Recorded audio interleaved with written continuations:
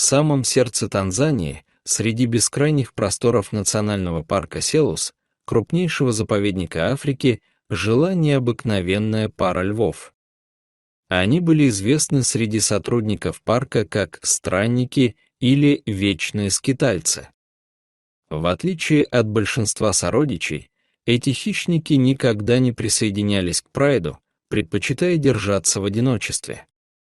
Их союз был удивителен. Они представляли собой самодостаточную единицу, маленькое государство в мире дикой природы. Самец был воплощением мощи и благородства, и его грива, цвета темного золота, обрамляла гордую голову и спускалась на могучие плечи. Глаза, янтарные, глубокие, казалось, хранили многовековую мудрость африканских равнин. Самка была его идеальной парой, стройная, грациозная с телом, которое скрывало недюжинную силу. Ее шерсть отливала медью на заходящем солнце, а движения были полны изящества и достоинства.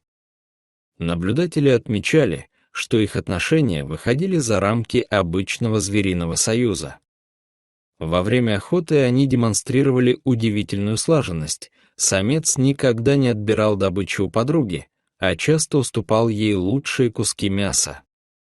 После удачной охоты они вместе отдыхали в тени раскидистых акаций, и их тихое ворчание напоминало душевную беседу. Особенно трогательными были их вечерние ритуалы. На закате, когда саванна окрашивалась в багряные тона, львы предавались играм, валялись в пыли, догоняли друг друга, совсем как маленькие котята. Сотрудники парка говорили, что никогда не видели у диких хищников такой нежности. Самец часто вылизывал шерсть подруги, а она в ответ терлась о его мощную шею, издавая тихое мурлыканье. Фотограф центра Ричард, наблюдающий за парой несколько месяцев, как-то заметил, если бы душа саванны могла принять форму, она была бы похожа на этих львов.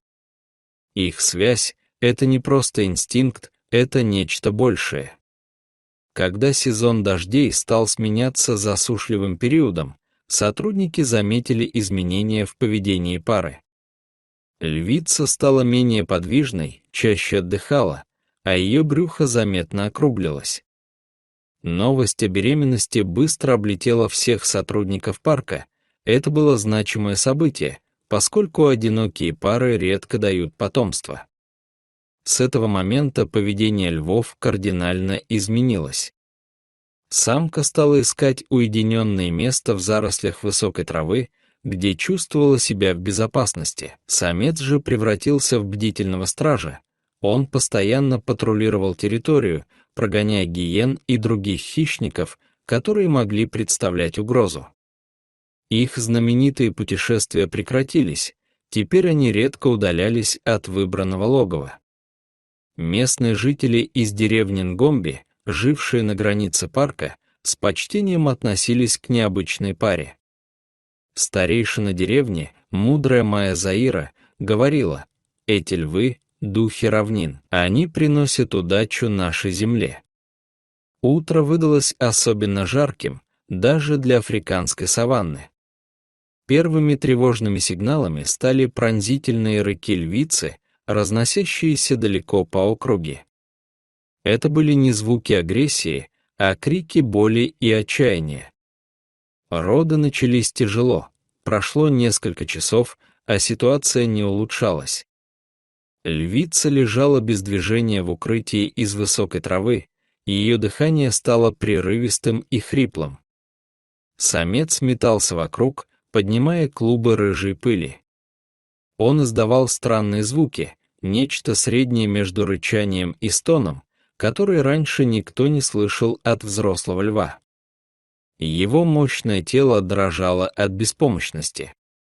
Именно в этот критический момент по территории проезжал патруль в составе 3 человек: Джамал, старший инспектор с 30-летним стажем работы в парке, Пьер, опытный ветеринар из Конго, и Квами, молодой наблюдатель из местного племени, обладавший удивительным пониманием природы. Увидев странное поведение льва, патруль остановился на безопасном расстоянии. Джамал первым понял, что происходит нечто из ряда вон выходящее. Осторожно выйдя из машины, он поднял руки, демонстрируя мирные намерения. И тогда случилось невероятное. Могучий лев встал на задние лапы и опустил передние, сложив их особым жестом. Его глаза, обычно полные достоинства и силы, теперь выражали лишь мольбу и отчаяние. «Он просит нас о помощи», — тихо произнес Квами, чьи предки веками жили в гармонии с дикой природой.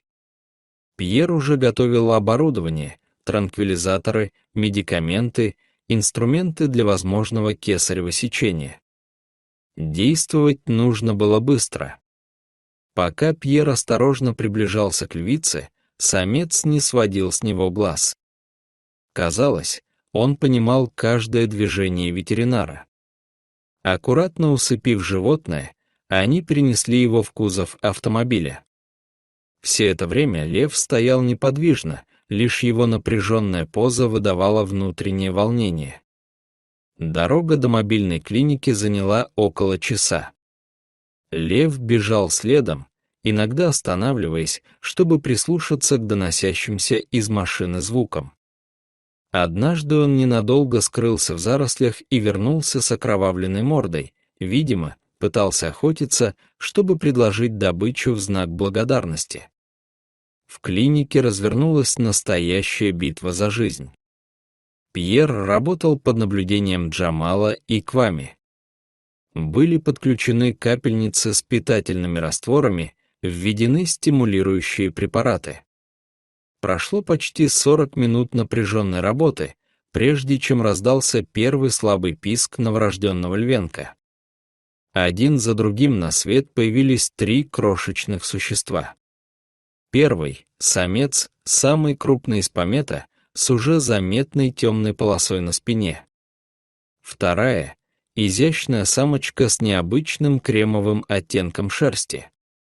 Третий — маленький самец, самый активный, сразу попытавшийся встать на шаткие лапки.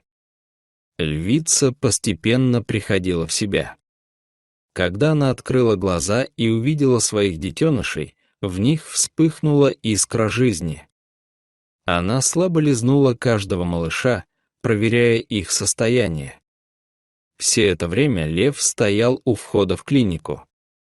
Он не спал всю ночь, лишь изредка отлучаясь, но всегда возвращался на свой пост. Утром сотрудники обнаружили у ворот свежую тушу антилопы, молчаливый жест благодарности. На вторые сутки, когда стало ясно, что львята здоровы, а их мать достаточно окрепла, было принято решение выпустить семью на свободу. Момент воссоединения стал одним из самых трогательных в истории парка. Когда ворота открылись, лев осторожно, почти робко подошел к львице. Он не бросался к ней, а медленно приблизился и нежно прикоснулся щекой к ее шее. Затем также бережно обнюхал каждого детеныша, словно запоминая их запах. 3 крошечных львенка, оба родителя, вся семья была в сборе. Они провели еще день в лагере, давая львице возможность полностью восстановить силы. На 3-е утро семья медленно двинулась в сторону горизонта. Они шли неторопливо, львица берегла силы, львята бежали рядом, а самец шел впереди, оглядываясь и проверяя, чтобы никто не отстал. Перед тем, как скрыться в зарослях, лев обернулся и на мгновение замер, глядя на Джамала. В его взгляде не было ни угрозы, ни страха, только глубокая, почти человеческая благодарность. Так родилась новая легенда африканской саванны, история о любви, преодолевшей все преграды, о доверии между человеком и дикой природой и о 3 маленьких львятах, появившихся на свет благодаря этому удивительному союзу. История странников и их потомства продолжает жить в рассказах сотрудников парка и местных жителей, напоминая нам, что даже в суровом мире дикой природы есть место для любви, верности и взаимопомощи. Дорогие зрители, что вы думаете об этой истории? Расскажите, пожалуйста, в комментариях. А если вам понравилось это видео, то ставьте лайк и подписывайтесь на наш канал. До новых встреч!